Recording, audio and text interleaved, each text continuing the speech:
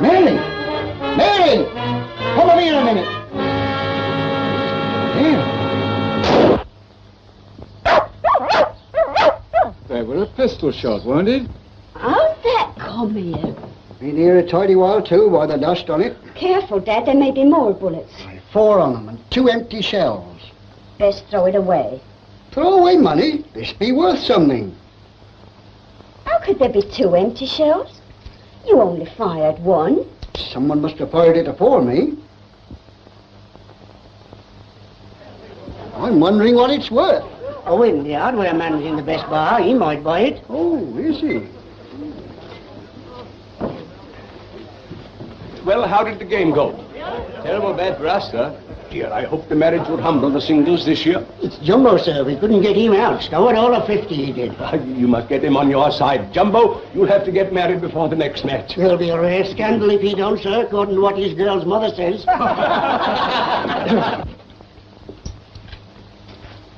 30 shillings wouldn't be a lot to ask for that, Mr. Owen.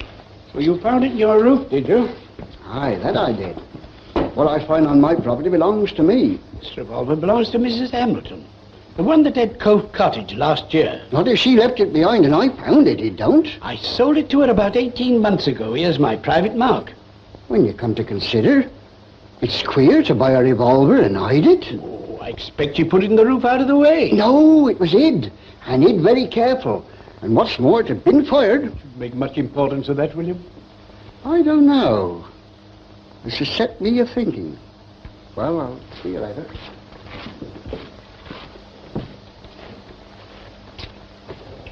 Mrs. Hamilton's a sore point with Trelease. Aye. He's never got over that time she beat him in court. A grudge sits deep in our William. Going into market tomorrow? Oh. A good many of us thought there was a bit of a mystery about them Hamiltons. And when you come to find a thing like this in the roof, it makes you think, and think hard. I've been harping on this all night and I'm fed up. Hamilton's been dead and buried a year. This is a place for live uns, not dead uns. I want to sing. They laid her away on the top. You've been poking about in that roof again, Dad? Yes, and I remembered something. While you're getting ready for church, I'm going to slip across to see George Clark. George, just a minute.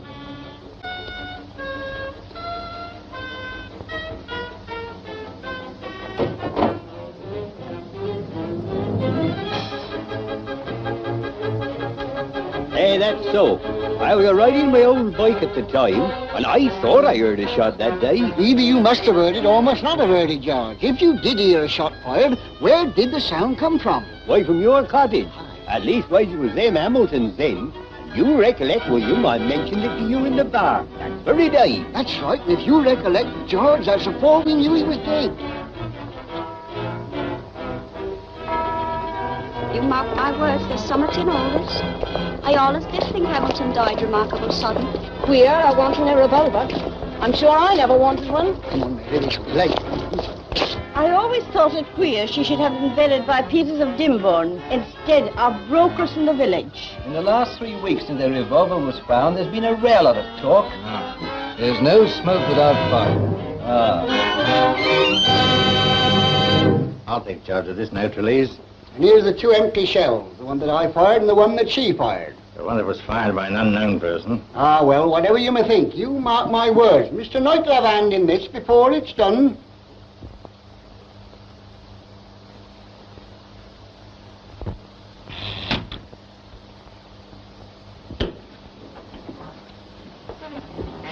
Good morning, miss. Would Mr. Knight be able to sign these school summonses? Well, Dr. McParvin's with him now, Sergeant. Oh, is he? I've got some business with the doctor, too. Oh, well, I'll see. Sergeant Foster says, could you sign some papers, sir? Yes, yes. Come in. Well, while you're signing them, sir, do you mind if I have a few words with the doctor? No, not at all. I wanted to speak to you about Thomas Hamilton, who lived at Cove Cottage, Doctor. You signed the death certificate, didn't you? Certainly. So would anybody. He was suffering from valvular disease of the heart, aggravated by chronic nervous debility. Can you help us on another point? We want to know how the Hamiltons got on together. Oh, do you? When the Hamiltons lived here, you will remember, Doctor, they never mixed with the villagers. But we know you visited Cove Cottage very frequently, sir. As a doctor. My patients' private affairs are their own concern. But in the case of this kind, the relations between husband and wife... It's none of my business and it's none of yours. Well, I must be getting back to my patients. Good day, Mr. Knight. Do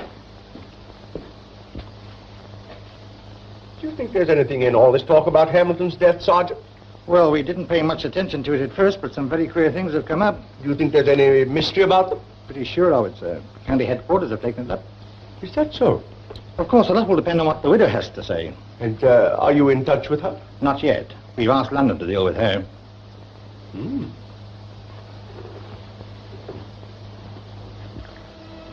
Sugar? Please. No. I believe you'd much rather have a whiskey and soda. Well, why not offer me one? Too early. Margaret, I want to talk seriously to you. Now what have I done? Well, it's what you've not done. Oh, no, don't stop me. See, I'm not exactly unsuccessful, and, well, it's a year ago since Tommy died. Well, Margaret, why won't you marry me?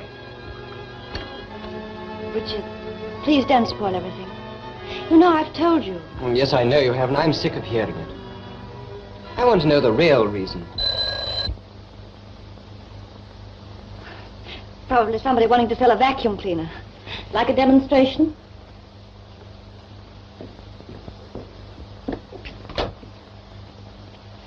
Good afternoon. You are Mrs. Margaret von Hamilton? Yes, that's right. May I have a word with you, please? Will you come in, please? Well, it's rather a private matter. You may speak in front of Mr. Neale. Mr. Mullin, Detective Inspector Mullin. I wonder if you could tell us anything about a revolver which was found in the roof of Cove Cottage where you were living about a year ago. Oh, you're worrying about the license. Oh, not quite, sir. We were wondering if Mrs. Hamilton could tell us how it came to be found in the roof. I'm afraid I can't help you, but I'm trying to remember what happened to my revolver. I bought one, you know, from Owen, the hardware store, or didn't you know? Is that so? It was my husband's idea after I'd had an unpleasant interview with a tramp. But I found somehow having a loaded revolver around the place was even more frightening. So I just put it away somewhere and forgot all about it. Oh, yes. But I'm sure I didn't put it in the roof.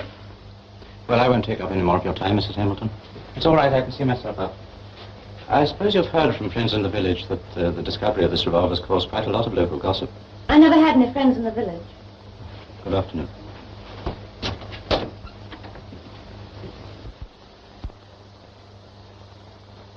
Well, what do you think of our London policemen?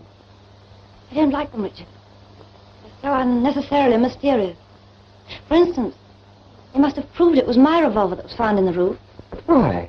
Well, there've been any amount of tenants at Cove Cottage, yet they come to me for information. Yes, but if he knew it was yours, he would have said. I'm just wondering why he didn't. The late Thomas Hamilton was your son, Mrs. Wyatt? Yes, by my first husband. I believe that you and your second husband stayed with the Hamiltons at Cove Cottage at one time. Oh, yes. We came to England from South Africa and stayed with them before going on to Canada. We left their cottage for Southampton the day before my son died. I got the news on board the liner. Nasty shock for you. Well, I returned immediately to Margaret, and my husband, my second husband, went on to Canada. I joined him in Montreal later. Since then, I've lost him, too. I'm sorry to hear that.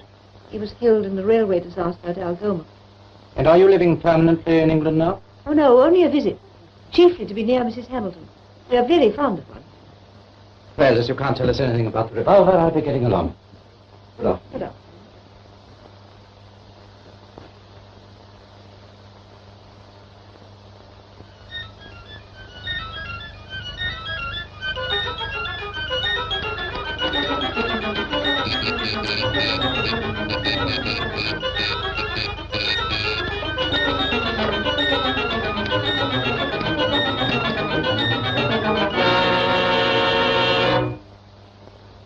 You're just going, Dad. I rather wanted to have a word with you. Well, I can spare you a couple of minutes, Richard. What's the trouble?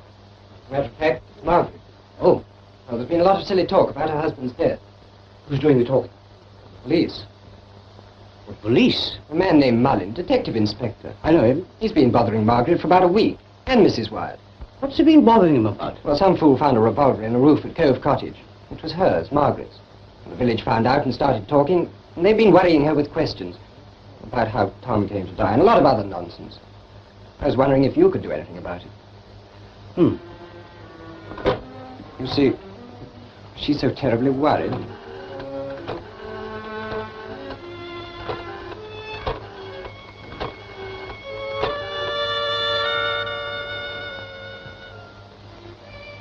Hello? Home Office? Mr. Arbuthnot, please. Pleasure, Norman. I'll make inquiries and ring you back. I suppose the police haven't been asking you any questions? Of course not. Why should they? No, I was only wondering whether they knew that you were a friend of Margaret's before Tom died. What of it? There's nothing wrong in it. Well, you know that. Of course I do, but you know how these things can be twisted. Hello? Speaking.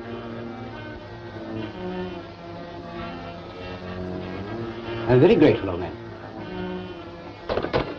Well, Arbuthnot tells me that the Home Office has granted an order for the exhumation of Thomas Hamilton.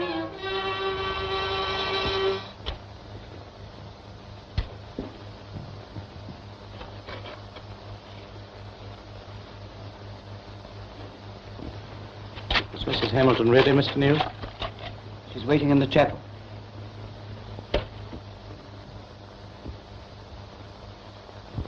I take it that the widow identified the coffin, Inspector Mullen? Yes. We cannot be too sure of that. Have you finished your examination, Sir Denton? The rest must be done in the laboratory. And we'll have your written report in due course, sir? As a matter of fact, Inspector, you can have the most important part of it now. A bullet? Lodged in the base of the spine. Do you believe that was the cause of death? I do. Then it's murder. Or suicide? I'm afraid we must rule out any possibility of suicide. I can offer no explanation, Mr. Neale. But you cannot appreciate the seriousness of your position, Mrs. Hamilton. Here you are alone in the house when your husband is taken ill and dies. He is buried under a certificate of natural death. Then a revolver, your revolver, is found in the roof with one chamber discharged.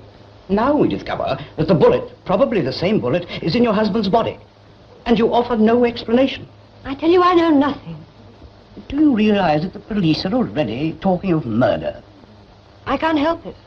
Mullen will intensify his inquiries now. Every detail in the lives of all concerned will be examined. I tell you again, I don't know anything about it. In view of all the circumstances, Mrs. Hamilton, I am forced to the conclusion that you must know something about it. And I'm asking you to tell me now, as a friend, what everybody must know soon. I have nothing to tell. Well, I must give you a serious warning. This matter will not be dealt with in a regularly constituted court of law, but in a coroner's court. And that is a vastly different matter. In such a court, Mrs. Hamilton, you must realize that no power in the land can protect you from possible grave injustice and certain cruel defamation. Now will you let me help you? You cannot.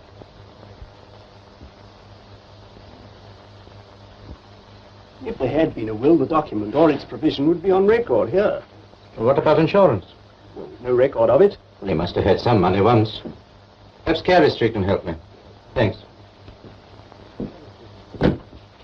Hamilton went bust there before he died. What about the insurance policies?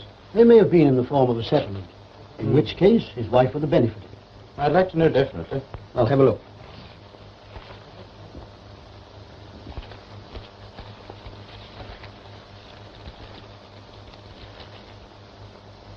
No, the wife didn't benefit. The official receiver took surrender value. Did you know this was here? Funny place for a personal letter? Expect it got here when Hamilton turned his business papers in. Well, we shall want it. It's important. Then you'll have to come back with an order for it. Right. Like special? Wyatt? Cover that victim story. Don't forget, get some pictures.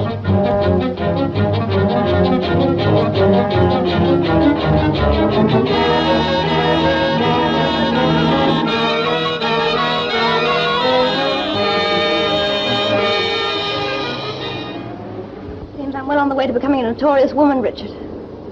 I even might aspire to the crowning achievement of writing my life story for the Sunday newspapers. Oh, now, Margaret. Oh, this is nothing to what it's going to be. Well, the old man will put everything right at the inquest.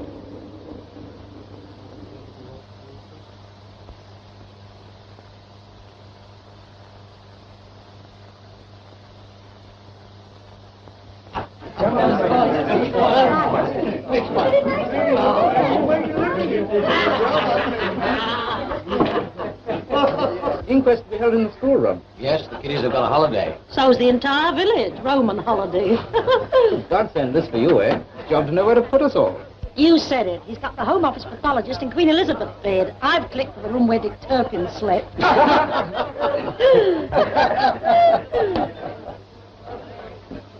Is this her? Yes. Allan's with her. How fortunate to have met you, Mrs. Hamilton. I'm Lily Prudence of the Daily Reflector. You've heard about my cloistered corner, of course. Oh, please, not just I know, now. in times of stress, sympathy's a great help, isn't it? Could we have a little chat together? Well, I think Mrs. Hamilton's rather tired after her journey. Oh, you're Mr. Neale, aren't you? Well, I'm rather tired, too. Not Excuse me. too tired, sure. Neale, there's a gentleman waiting in the coffee room. Oh, is there? Thank I'll you. go to my room, Richard. Oh, all right.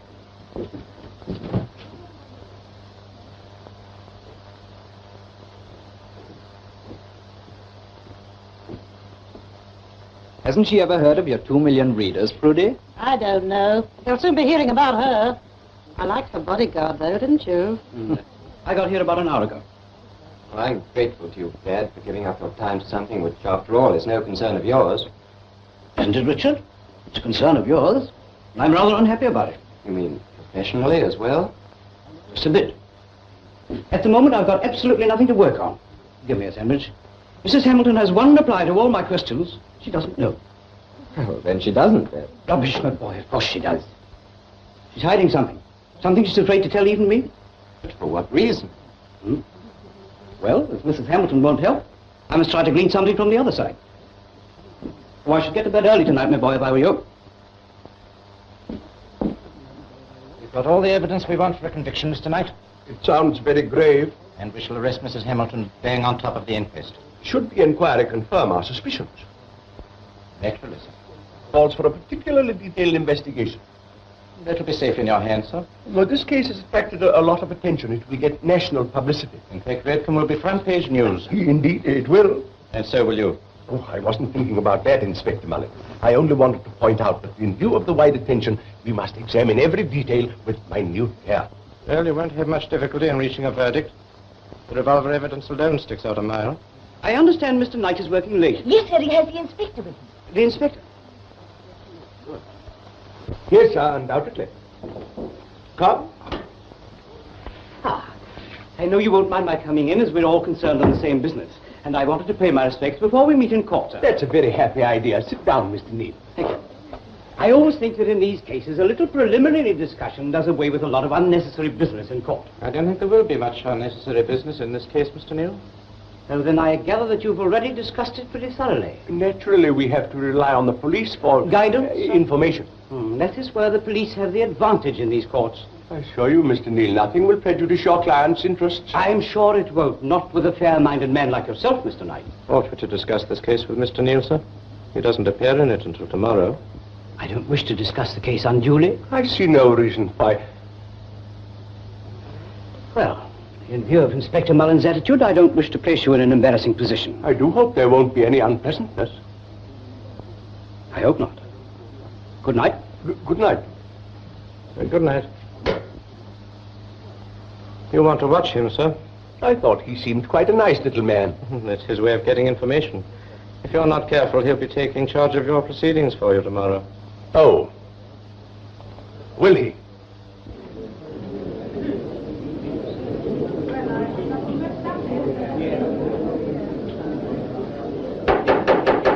Silence! You have heard William Trelease testify to the finding of the revolver, which led to the inquiries which have resulted in these proceedings. You have heard him testify that he found this revolver with one chamber discharged. And you have heard the evidence of Mr. Owen, which proves beyond doubt that this revolver was sold by him to Mrs. Hamilton. Then you have heard Detective Inspector Mullen's evidence of the exhumation of the body of Thomas Hamilton and the identification by Mrs. Hamilton. And now you have heard Sir Denton Hume prove that the bullet found in Thomas Hamilton's body was fired by this Mrs. Hamilton's revolver. I have called Sir Denton again because he has been hurriedly called back to London. Now, Sir Denton, What we do not know is how this unfortunate man came to be buried under a certificate of natural causes. Was there anything else to account for the man's death? That bullet was the cause of his death. A doctor would see a bullet wound. Had he looked for it? Do I understand you to mean that a man might be shot to death and the fact could escape a doctor's observation? Surely there would be blood about? Not necessarily. I have known cases where not only was there a total absence of external bleeding, but the bullet hole was barely discernible even when looked for. Seems extraordinary. Most extraordinary. When I shoot things, sir, they usually bleed. Yes, in due course. I should like to ask the doctor, after I've asked Sir Denton a few questions, about the possibility of this wound being self-inflicted. You heard Sir Denton say this can't be so. Nevertheless, sir, I suggest that... Quite. I register protest. Very good, sir. We now come to another and even more important matter. These tins were found in a heap of rubbish in the garden shed at Cove Cottage. The police have proved they were bought by Mrs. Hamilton from a hardware store in the town. They are empty weed killer tins. You found traces of arsenic in the body? Of considerable quantities of arsenic. Was the quantity sufficient to cause death? I have already said that the bullet was the cause of his death. I mean, could Hamilton, before he was shot, have been suffering from a form of arsenical poisoning? Could this arsenic have been given medicinally? It could, but if so, the quantities were exceptionally large. Were you able to determine the nature of Hamilton's last meal? Yes, of some highly spiced food. Such as curry? Such as curry. But not necessarily curry? Not necessarily curry. Silence! Thank you, Sir Denton. But I want to ask Sir Denton a few questions about arsenic. You will have every opportunity, sir, if circumstances warrant it. Thank you, Sir Denton. That will be all. Thank you. Now, we will have Dr. McFarlane, please.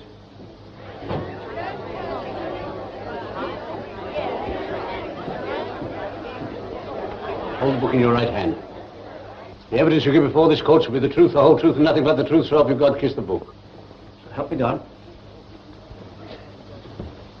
Now, tell the court, doctor, are you surprised to learn that your patient died from injuries caused by a bullet wound? No. You are not surprised? I've been a GP long enough to have forgotten what surprise is. I need not remind you, Dr. McFarlane, that you issued a certificate of death from natural causes. I did, on the advice of my locum. Your locum? Oh, Detective Inspector Mullin informs me that your locum tenens has since settled in New Zealand and that an affidavit is on the way. However, we will leave that for the moment. Now, tell me, would you think your patient likely to take his own life? I want witness to be warned before he answers that question. Kindly restrain yourself, sir. You are not in London now. If I'm not accorded the privilege of protecting my client, I might as well not be here. But you are the best judge of that, sir. Now, I repeat, Doctor, he would not commit suicide. Last man in the world, I should think. Did your locum tenens know the general state of Hamilton's health before he went? No, but he knew the nature of his complaints. I gave him the case cards. In that case, you would not be surprised to find him dead when he got there? Certainly not. I shouldn't have been surprised myself. Hamilton might have died any minute. Or he might have lived? Years, perhaps. Pure fluke, either way. Dr. McFarlane, would you for any reason have made a closer examination than your deputy? Well, I hardly know what to say. Yes or no? No. Thank you, Doctor. But what reason are you hinting at, Mr. Neale? From the doctor's frequent visits, I inferred that he would be very familiar with the life these people led. I'm quite satisfied with his answer. But I am by no means satisfied, sir. You have forestalled me. I was just coming to that very point myself. Now, please don't interrupt me again. Now, Dr. McFarlane, I want to ask you a question of an unprofessional nature. I'm an old-fashioned doctor, Mr. Coroner. You are now in a court of law. As a representative of the law of the land, I take no account of professional usages when they obstruct essential sources of information. Now, what opinion did you form as to the relations between husband and wife? Well, in my opinion, for what it's worth, they were happy. May I put it, you had no reason to suppose they were unhappy? You may. Dr. McFarlane, Dr. McFarlane. What's the matter there? Constable.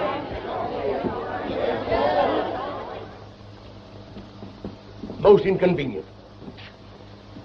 Most. I've been expecting this all the morning.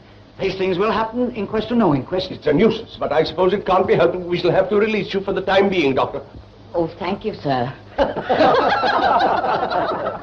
Don't thank me.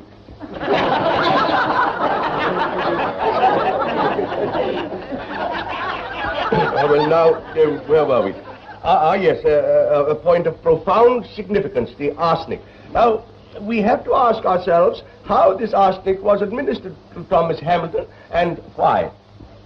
But as Hamilton died with a bullet wound, sir, are we concerned with anything else? We are concerned with anything that has a bearing on this case.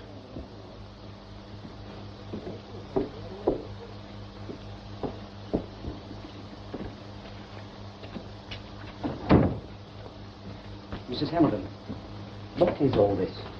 Absolutely bewildered. Are you surprised at the evidence of the fact or the fact itself?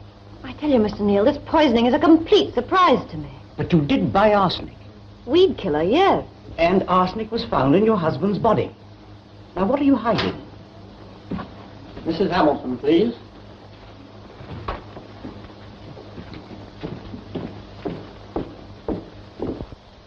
And this predicates another possibility. Was the arsenic plan discovered by the intended victim? And the shooting, the desperate outcome. Now you see how important poison is in this case. Maybe of vital importance.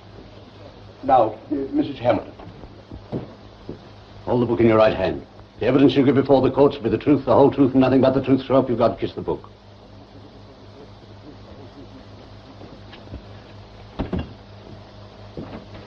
Now, what was the state of the relations between you and your husband, Mrs. Hamilton? We were very happy. Oh, were you? I was very fond of him. And did you enjoy that happiness during the whole of your married life? At one time, I'm afraid not. And was it about that time you were meditating a certain course of action? I'd fallen in love with another man, if that is what you mean. You were deceiving your husband. Not in the way you infer. I infer nothing. I state facts. But it creates a wrong impression when you put it that way. May I say something? Be quiet, sir. I was not unfaithful to my husband. That is a matter between you and your conscience, madam.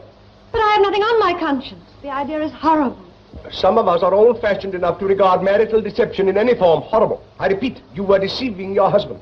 Oh, very well. But I was going to tell him the truth and ask him to release me. You were going to. Why didn't you? Well, I can verify that. Be quiet, sir. I shall order you to leave the court. How could I ask him to release me? His business affairs had just gone wrong and he had lost all his money. But this admirable impulse was not strong enough to make you break off this undesirable association. It was never broken off. Its character was changed. We shall return to that again in a moment. Now, your husband had discovered this affair with another man. What was the effect of his discovery? It was a great shock to him. But he overlooked it. In time, yes. But it had one result. He became insanely jealous. Ah, that is why this young man's visits to Cove Cottage were clandestine. He came down twice, and then only as a friend. I didn't tell my husband because I didn't want to upset him. And what, in fact, was discussed at these disinterested, friendly meetings? What brought your one-time lover all the way from London to see you? Richard Neale knew how poor we were. He wanted to pay for a specialist for my husband. But I begged him never to come and see me again while my husband was alive. Ah, while your husband was alive? You've no right to make a suggestion of that kind. Sit down. I won't. I want to give evidence. I insist on giving evidence. Richard. Oh, I don't care. You're making all sorts of foul insinuations. She's telling the truth and you won't believe it. Will you be quiet? No, I won't. You brought me into it and I'm going to stay in it. Everything's being distorted. I say you're not holding an inquiry. You're holding a prosecution. I say you're not presiding over a court of law at all. It's a star chamber. If you don't behave yourself, sir, I shall deal with you very severely. But I'm severe. Remove him, Constable. Remove him. All right. I tell you, it's all wrong. It's wrong. I want to give evidence. Let me go. Let me come there.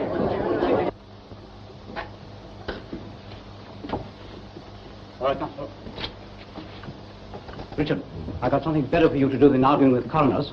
I want you to go to the nearest town with a decent library and get me all the books you can on the subject of arsenic in medicine. Well, couldn't Dr. McFarlane tell you? Oh, yes, of course he could, but would he? Well, you don't mean to say that you think that the doctor... Well, I can say nothing definitely, but I want you to drive as fast as you can and be back at the George by lunchtime with these books. Right, I will. You have stated that Mr. and Mrs. Wyatt left you on the Friday. Would it have been possible for them to have returned that Saturday without your knowledge? No. And you had no other visitor or saw no one in the vicinity? I had no visitor. I saw no one. Now, we know that your husband was shot between 2 and 3 o'clock that afternoon. It seems so. Now, you admit this is your revolver? Yes. So, he was shot between 2 and 3 o'clock with your revolver. Now, you have said that you came in and found your husband lying on the sitting room floor. Now, what did you think was the matter with him? I thought he'd had another of his heart attacks. What? You thought that unfortunate man in agony from a bullet wound was suffering from a heart attack? But we do not know that the man was able to say what was the matter with him. But the witness has stated that her husband was conscious. Or semi-conscious. A vast difference. He was conscious enough to ask for water. Admitted, but I submit that a gravely injured man might by a desperate effort ask for water and yet be incapable of further speech. Then we will ask the witness. Did your husband make any other remark? He asked for a doctor. So he could speak? With an effort, yes. And he was conscious enough to have told you that he had been shot? Had he desired to do so? Exactly, but he did not. No. Had your doctor told you to do certain things when your husband had a heart attack? To massage him under the heart. And did you? Yes. But even then, you still thought he was suffering from a heart attack? You're asking me the same thing again. You are there to answer my questions, madam. Then why are you asking the same questions? Why? I've answered them over and over. Control yourself. Control myself? Every moment I'm here, I'm controlling myself. This would be bad enough under any circumstances. You're making it unbearable. You disbelieve everything I say. I can't stand it. It's horrible, horrible. We will adjourn for lunch.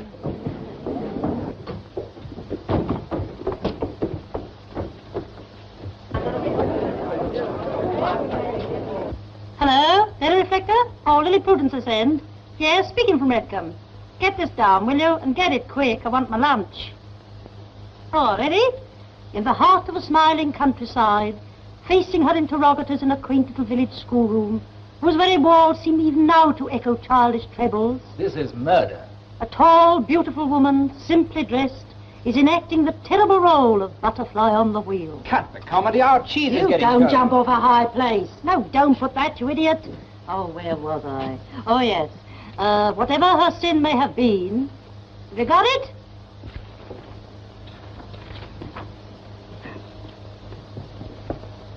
I wish I knew what you were up to.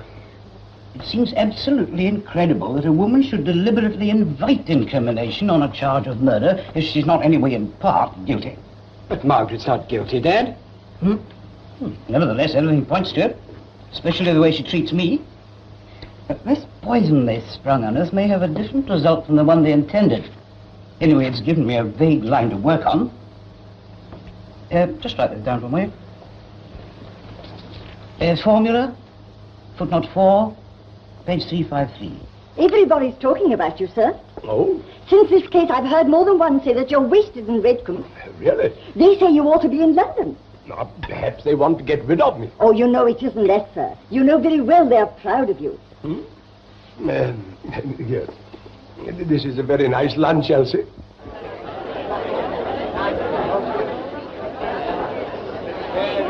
I'm sure we're all pleased to know there's peace of mind in the jury.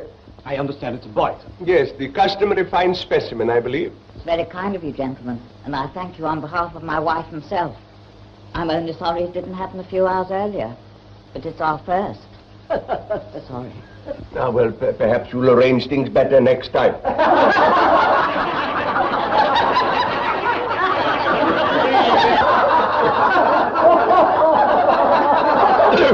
Silence!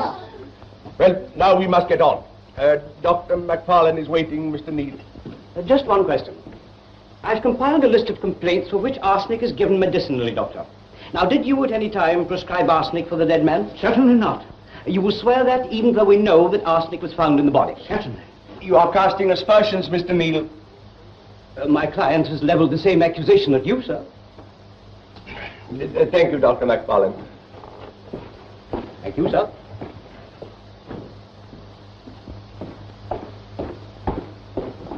Look this way, Doctor, please. Please, this way. Mrs. Wyatt, we know that you and your husband came from South Africa and stayed with the Hamiltons before going to Canada. Now, you have stated that you left Cove Cottage on Friday, the day before Thomas Hamilton died. Mr. Coroner, I should like to ask Mrs. Wyatt one or two questions about her second husband's death. But there's no mystery about his death. Mr. Neale, he was killed in a railway disaster. Now, you have stated that the Hamiltons were happy. Now, did something happen to disturb this state of harmony during your stay that week? You must tell us what happened, please. There was a letter. There was a letter to your daughter-in-law from a certain man which created a scene. My son was ill. Super sensitive. There was nothing in the letter to cause any feeling. Had your son ever communicated certain suspicions to you? Suspicion? Yes, now think very carefully. I don't know what you mean. Perhaps this will assist your memory. Now, is it not clear from your letter that your son had in fact told you that he was in fear of meeting with a violent end? I may say this letter was discovered among Thomas Hamilton's private papers during police investigations.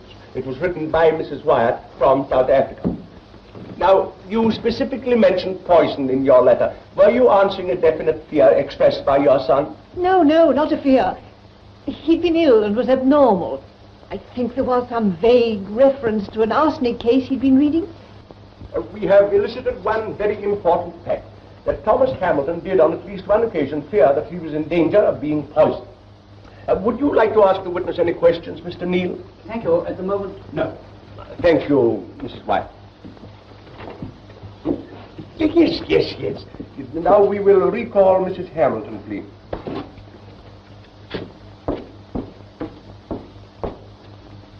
You have heard the evidence of the previous witness. Can you give me any reason why such a letter should have been written? I cannot. Now, this letter would be written about 2 months before you moved down to Cove Cottage. Would that be about the time your husband discovered your relations with this man? Yes. And you propose to give us no further explanation? If you propose to put it that way. You force me to put it that way, madam. It's most unsatisfactory. Most. We should prefer a more definite answer, sir. Well, so should I, infinitely. But what can I do? I cannot compel the witness to talk. Do you wish me to say I threatened to poison my husband? Really, madam, that attitude will not help you. However, we will pass to another matter of even greater importance. Now, we want to know certain things that happened on the day of your husband's death. Did your husband have curry for lunch? Yes, he did. Just one moment, sir. Now, please don't interrupt me again, Mr. Neale. Sir Denton gave no evidence that arsenic was discovered in Hamilton's last meal. I'm not certain about that. However, it will have due consideration in any case. Now, I suppose you realize that a highly spiced substance like curry presents an almost ideal medium for the unsuspected administration of arsenic. Are you going to assume? I am going to conduct my inquiry in my own way, Mr. Neale. You know perfectly well I am fully empowered to do so. But you are deliberately suggesting that my client did administer arsenic. I am searching for the truth, and I refuse to be restricted by limitations to which perhaps you are more familiar. Do you realize that you are deliberately suggesting that my client is guilty? And your words will be broadcast with perhaps the most disastrous effect? I refuse to be dictated to in my own court. Then I register the most emphatic objection. Very good, sir. Now answer, please, Mrs. Hamilton. I have never given it a moment's thought. In that case, can you suggest any other way in which the arsenic actually found in your husband's body could have got there? I am not a pathologist. Oh, thanks, old timer. Reflector? Oh, listen, Bill. This is going to be big. Get me out a streamer for tomorrow. While you're about it, book yourself a seat for the Old Bailey. Yes, it's absurd. What's that? Is she getting it hot? This old coroner missed the boat. He should have been a stoker on the Queen Mary. Your husband was buried by Peters of Dimborne, which is 15 miles away. Are you aware that these peculiar arrangements caused a certain amount of gossip at the time? I was not aware. Did you make the arrangements? I suggested them. Who carried them out? Mrs. Wyatt.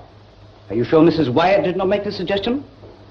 I submit, sir, that we've overlooked the fact that Mrs. Wyatt returned from Southampton when she heard of her son's death. Why did you bring Mrs. Wyatt in? Have you any reason to wish that the coroner will not remember that Mrs. Wyatt stayed with you and assisted at the funeral arrangements? You're casting an odious suspicion. I think you should remember that Mr. Neale is appearing in your interests, Mrs. Hamilton. Very well. My husband was buried by Peters of Dimborne because there was only one undertaker at Redcombe, and I'd already had a dispute with him about another matter. And that was the only reason? You didn't want to keep local people out of the house? Oh, how mean, how pitiless it all is. Of course you're driving me frantic. I answer a question, you repeat another way, far more damaging than the first. Tell me what you want me to say and I'll say it. But I cannot and will not say anything more unless you'll take my word in answer. Compose yourself. Compose myself. We should like to know why Mrs. Hamilton bought a revolver. It was a suggestion of my husband's. Perhaps at the same time you would like to know why I bought Weed Killer. It was to kill weeds. You will gain nothing by antagonizing the jury. I apologize. Now, this revolver, where was it kept? In the sideboard drawer in the sitting room. And where was this revolver when you say you came in and found your husband lying on the sitting room floor? In the sideboard drawer. You had no suspicion your husband was shot? No. And no reason for taking any interest in this revolver? None. Yet you can swear it was in the sideboard drawer. Well, why should you look to see if it was there? Oh, simply because I went to the drawer to get a box of matches. Why did you want a box of matches? Oh, really, Go on, please. I wanted to light the lamp. Why did you want to light the lamp at 3 o'clock in the afternoon? Oh, because the windows at Cove Cottage are tiny, and my husband's bed was on the wall opposite the windows in the shadows. Now do you understand? So you wanted to light the lamp to tend your husband? Isn't that sufficiently obvious? A lamp by his bed? Of course. Then if you wanted to light over his bed, he was lying on the bed. I say your husband was lying on that bed. Yes. And how could he be lying on the bed if he was in the sitting room downstairs? If he was upstairs, the court must be told how you got in there. Mr. Coroner, witness has stated that she was in the house alone. Yes, you must tell us how you got in there. Who helped you? No one helped me. I was alone. Any doctor will tell the court that this man's injuries would have paralyzed him from the waist down. Now, I ask the jury to look at this woman and to remember that Hamilton was a man of large physique. But he was wasted by ill health. I say it was impossible for this woman to have moved him upstairs alone. If you insist on your contention, Mr. Neale... do. It is vital. Then we can easily dispose of it by asking who helped. I was alone in the house, I tell you. No one helped me. In view of the witness's statement, Mr. Neale, we will proceed with the inquiry. Is any member of the jury familiar with the interior of Cove Cottage? I know it quite well. Then, in your opinion, could this woman have got a helpless and gravely injured man upstairs unaided? But, Mr. Neale... No, please, sir, it is imperative that the juror answer my question. The gravest issues are at stake. I ask again, could she have got this man upstairs unaided? Not to my mind. She could not. I will instruct the jury. Then I apply for an adjournment. No. I can't go through all this again. In view of all the evidence... I demand an adjournment. I demand that the jury be given an opportunity of inspecting Cove Cottage. I want to know who you are shielding. He's wrong. I'm not shielding anybody. In view of your client's admission, an adjournment is not necessary. No, an adjournment is not necessary. The jury are not satisfied. I ask them if they would like to satisfy their conscience. I ask the foreman to tell the coroner whether he is satisfied. I don't want an adjournment. We think we ought to see the cottage, sir. Very well. If you prefer to accept other guidance, the court is adjourned till 10 o'clock tomorrow morning.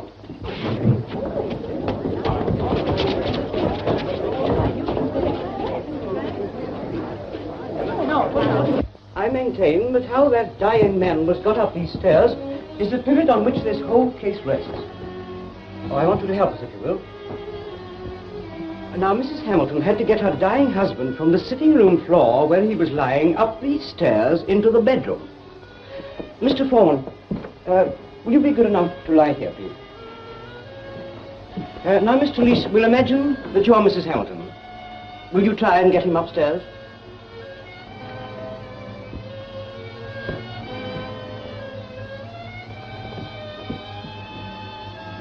Do you want some assistance?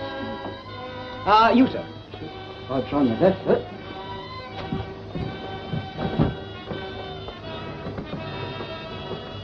Couldn't someone else hold his head, sir?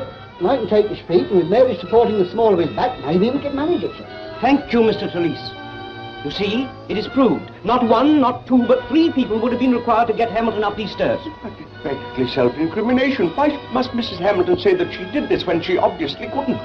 Perhaps the inspector may be able to help you, Mr. Coroner. Thank you, Mr. Foreman.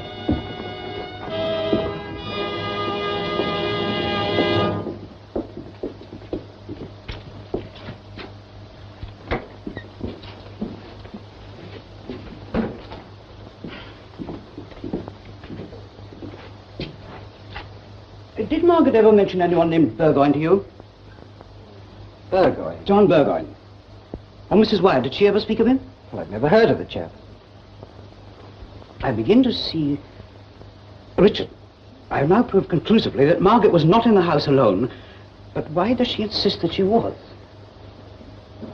Well, after this coroner's business today, the papers will be plastered with insinuations that she murdered her husband.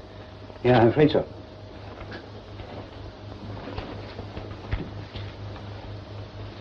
Well, what are you going to do? Away from my instructing solicitors, who are also Mrs. Wyatt's solicitors.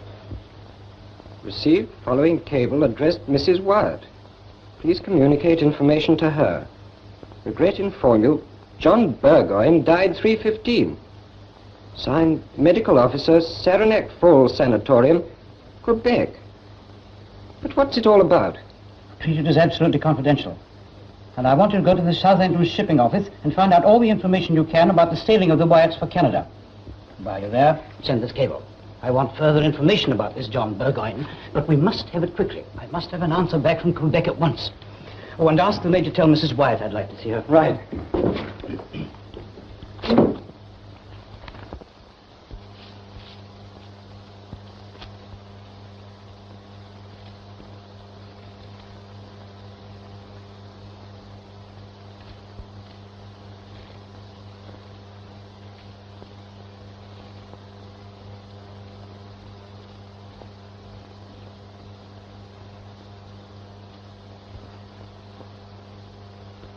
Ah, Mrs. Wyatt, I've just received some information that concerns you.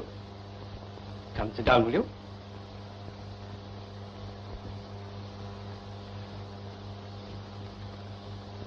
Do you think you've been quite fair with me? Fair?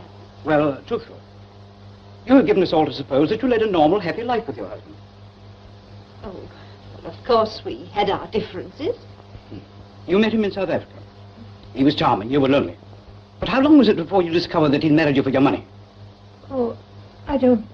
I've got here some cuttings from South African papers. You summoned Charles Wyatt for assault and described him as a very violent man.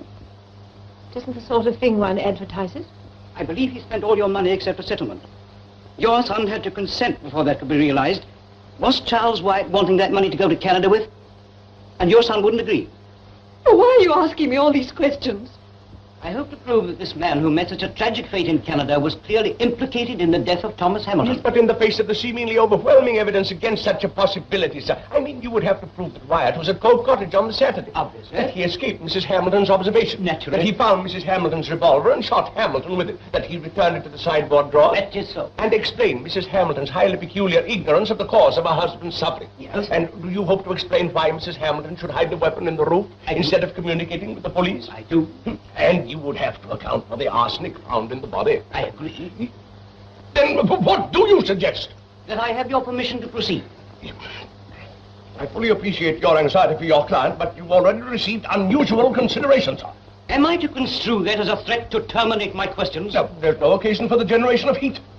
I say again, you've had every consideration. I will go further and venture the opinion that you are trying to construe this inquiry from the death of Thomas Hamilton into an examination of the life and character of Charles Wyatt. I emphatically refute such an allegation. And I as emphatically repeat it. You are trying to overrule material evidence which is favorable to my client. This is my court and my ruling governs it. Admitting that your court is constituted under exceptional powers, I will remind you that it is nonetheless dedicated to the cause of justice. I refuse to take up that most impertinent challenge. You are deliberately trying to take the conduct of this inquiry out of my hands. That is an accusation foreign to me in the whole of my experience. His Majesty's judges in the High Court and the Court of Appeal have always accorded me courtesy. The Judicial Committee of the House of Lords have listened to me with some mark of respect, but I must come to your court to be insulted. The personal implications are non-existent. Members of the jury, my only concern in this case is with Mrs. Hamilton. And because I know she is innocent, because I'm trying to save her from further degradation and suffering, because I'm trying to save her perhaps from herself, I am made the target of abominable accusation. You mistake me. I do not mistake you, sir. If that is an invitation for me to proceed, I will do so. But I did not mistake you. Very well. We will put it that you have gained your point. As between yourself and myself, sir, these matters are affairs of the moment. A very nice spirit. Then, with your permission, I should like to resume my questions. Mrs. Hamilton, after your remarkable feat of strength in alone conveying your husband up those stairs, you finally decided that a doctor was necessary. Yes. Directly after I lit the lamp over his bed. Was he conscious when you went to telephone for the doctor? He'd gone quiet and still and was scarcely breathing. And when you came back? He hadn't moved. He was dead? Yes. Was it dark when the doctor arrived? Almost. He was a complete stranger to you? Yes. Did you go into the room with him? No, I waited for him to come out. Directly he saw me, he said, "There is no need for me to tell you. Your husband is dead." He said that? He said your husband was dead? He was dead. What did you say? I was so dazed by the suddenness and horror of it, I don't think I said anything. Ah, quite. Now, did he go downstairs into the sitting room? There was no need to. Was the sitting room door open? No, closed. Closed? So that if anybody was in the sitting room, he couldn't have seen them? No. Exactly. Now, have you anything to add? No. Think. Mrs. Hamilton, do you realize that this officer is only waiting the finding of the court to arrest you on a charge of murder, and you know you are innocent? Answer me! Somebody else knows that you are innocent, or did know. More than one person. Now, will you tell us the name of the guilty person or persons?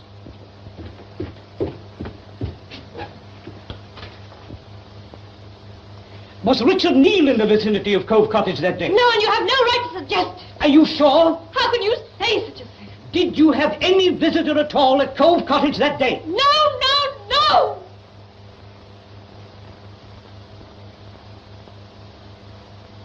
Then I can do no more for you.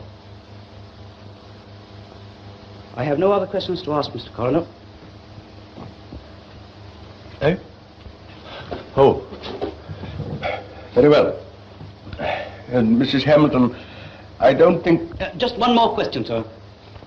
Mrs. Hamilton, who is John Burgoyne? I don't know. Sir, with your permission, I should like you to call Mrs. Wyatt.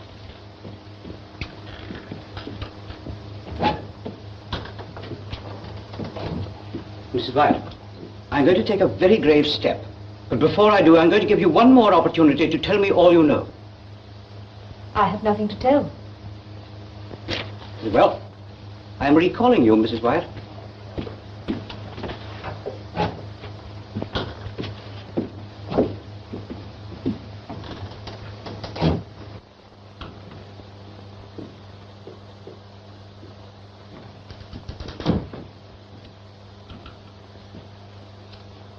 After this court closed yesterday, I sent a messenger to Southampton.